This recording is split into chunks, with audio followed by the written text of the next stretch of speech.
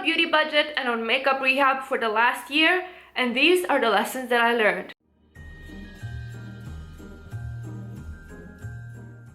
Hi friends, thank you for watching. My name is Mia and this is my virtual vanity, a place where we both love makeup and we're quite critical of it.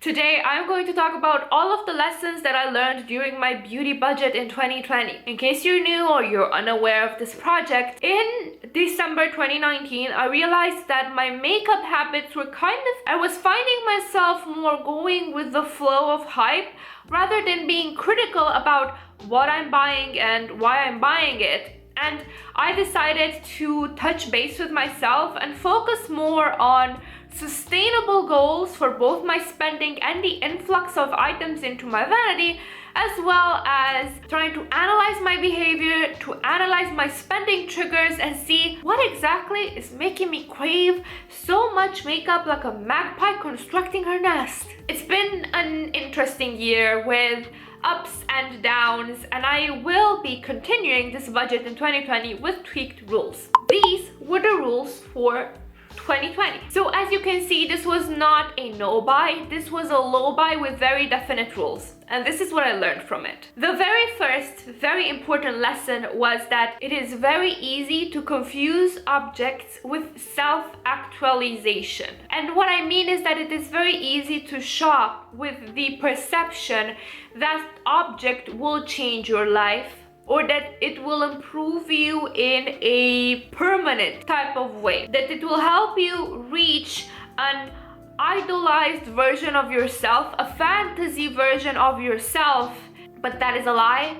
Reaching that ideal version of yourself only happens with a lot of work. It happens with self-introspection, hard work put into your appearance if those are your goals. No makeup item will create miracles for you. It's very easy to fall prey to the thinking that if I buy one more palette, if I buy this blush, if I buy this lipstick, then I will get better at makeup, or I will be more conventionally beautiful, or this will be some transformative item. But in the end, makeup is nothing but a layer on the base that you have working with. And even if you manage to transform yourself through, let's say, drag makeup techniques or extreme contouring, at the end of the day, you're still taking the makeup off. So no matter if you're on a budget or not, what I learned was that I had to come to terms with my perception of myself,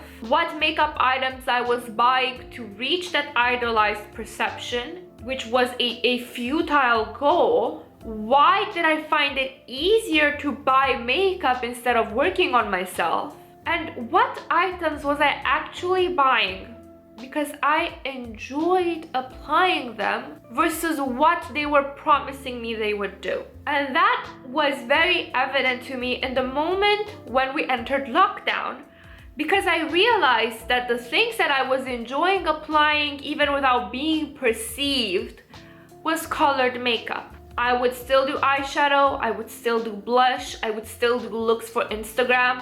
There's a theory going around that there's a lot more people coming out after this pandemic because when you're no longer forced to work day to day with your gender presentation and how you express your femininity or masculinity, you start to analyze exactly what those gender presenting behaviors were doing to you, how they were serving you, and if you were enjoying them. And for me, the gender presentation act of makeup, I realized was dual form. In that, for me, base makeup was prepping a canvas to be as perfected as possible, so the colored makeup, the thing that I really enjoyed, would shine through. I know I've been rambling for a couple of minutes about this lesson, but too long didn't listen. Point is, learn what you enjoy actually doing versus what you're doing to reach an idealized self, because makeup is a temporary solution always. And if you're trying to improve yourself, a new foundation isn't going to do it for you. The second lesson was that it made me consider my priorities. In the first 2-3 months, the budget felt restricting. because I was used to spending whenever I wanted, however I wanted. The reason that I started a budget was not necessarily the monetary amount, because I did not have issues with debt. I was not getting into debt over makeup. I was not overspending past, you know, I was not neglecting other areas of my life that needed budgeting. For me, it was always the number of items that I felt was getting excessive. And so when I was forced to think about what I wanted to buy, how I wanted to prioritize buying things, my wish list started morphing into something entirely different. And from Frankenstein's monster, it turned into a, you know, regular type of thing without any murderous intent towards its creator and her wallet. What I realized was that when restricting yourself, you start to really consider what is actually that you want. I would have a running wish list in my phone, and when I tell you that I would put some items in there and in 2-3 weeks they were gone, items that I would have impulsively bought before my budget, in 3 weeks, 2 weeks, I did not want them anymore. Whereas other items stayed on that list for months and months until I finally got them. The fact that I forced myself to only buy 2 items of makeup, with exceptions, every couple of months, made me realize exactly what I prioritized for my own enjoyment.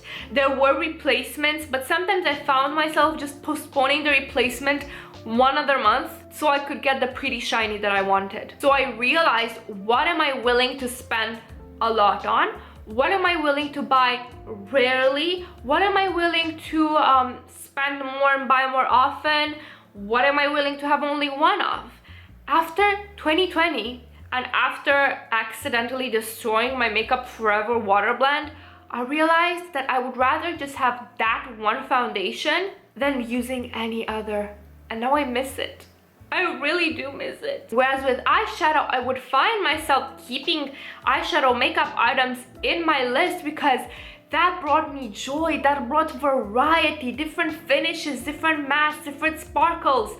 That was the part that made me happy, the creative expression, not working on my canvas. Third lesson was that romanticizing your makeup stash is key.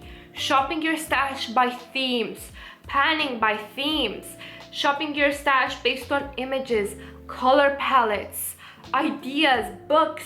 All of that helped me so much into bringing new life into the things that I already have and sparking new joy into things that I already gotten used to and kind of was ambivalent about. I actually have a video on how to shop your stash. I'm gonna link it up here if I remember, and if not, it's going to be down below. And I also have a video on how to buy less makeup if you're interested, still down below. Anyway, romanticizing and doing art-inspired shop my stash stuff, even outside of the videos, really made me see my makeup with new eyes, and it made me appreciate it for the artistic endeavor that it is, for its transformative properties. An eyeshadow was no longer an eyeshadow. The eyeshadow was the vehicle for me to transport what I found so beautiful in that painting onto my eyes, onto myself. In essence, I was trying to put a piece of that artwork on my face so I could keep it with me for a couple of hours. Likewise, challenges helped. So I did like a lipstick a day challenge that's still ongoing because I'm not wearing a lipstick as much. I started doing 4 looks with 1 palette, and I'm trying to do all of the palettes in my collection. I did for myself color challenges, color combo challenges, moment where you give yourself prompts that you would not regularly do on your own and you go a bit out of your comfort zone.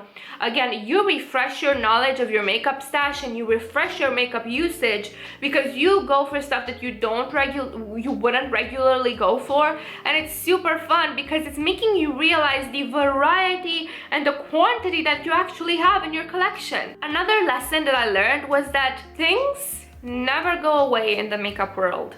Sure, they may be gone in their current initial form, but they return in one way or another.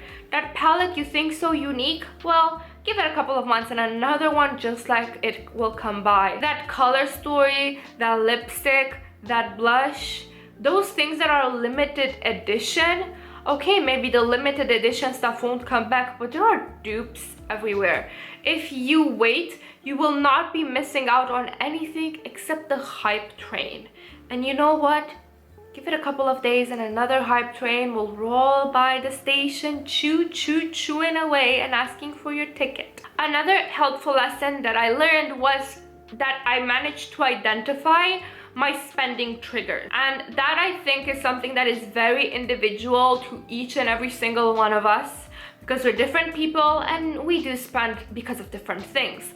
So for me, for example, still following trend mood was not necessarily a problem, because I would, you know, save it to anti-haul it or save it to admire it later, and then I would forget about it.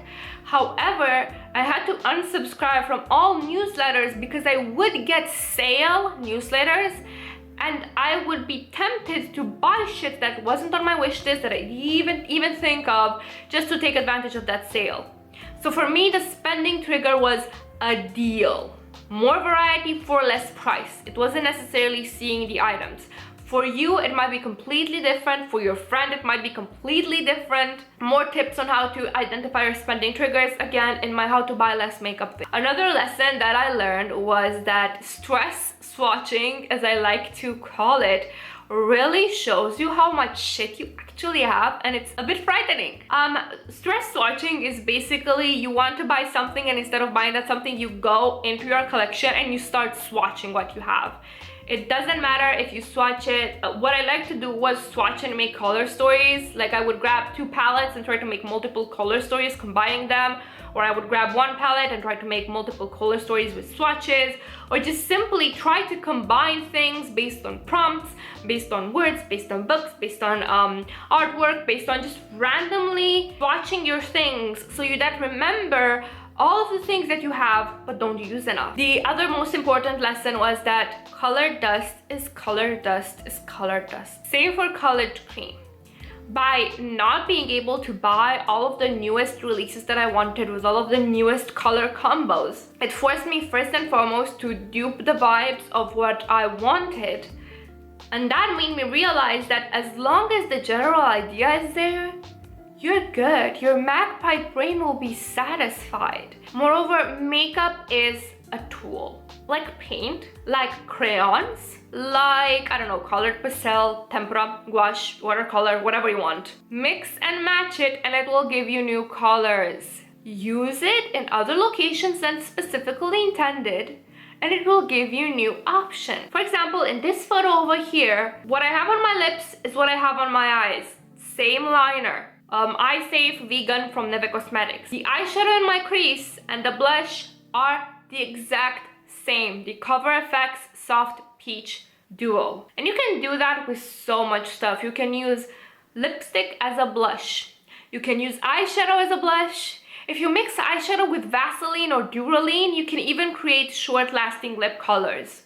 So you don't need to like buy a blue lipstick to figure out if it looks good on you. Just mix blue eyeshadow with Duraline. Makeup is as versatile as we make it to be. Disrespect your makeup. The moment I started disrespecting my makeup and doing whatever the hell I wanted with it instead of treating it like my precious child, that's when things started getting really fun and I started to maximize the potential of my makeup stash. The other lesson, and the last one, I think I said the other one was the last one, but no, this is the last one.